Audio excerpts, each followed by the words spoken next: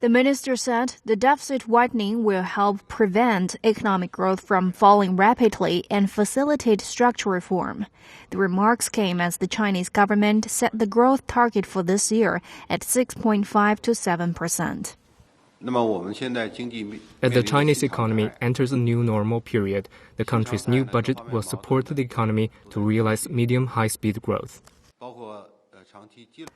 In a government work report delivered to the country's top legislature on Saturday, Premier Li Keqiang said China plans to raise the deficit to GDP ratio to 3% this year from 2.3% in 2015.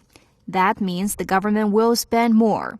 The finance minister said the money will be mainly used to improve people's livelihood and public services and support the supply-side structural reform. Speaking of bad loans, Lou said the market mechanism and government support will help the country well handle mildly rising bad loans of banks. Lou said his concerns about the rising non-performing loans were because of the bank's importance to the financial system and national economy rather than the ministry's major shareholder status. He said most of China's big banks are publicly traded, and the finance ministry's standing is not different from other investors in terms of shareholder status.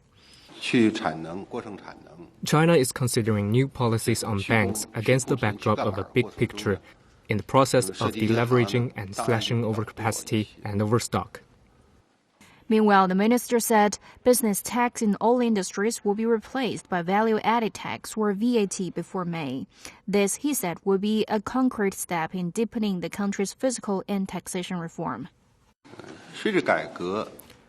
Progress in the VAT reform last year was slower than planned.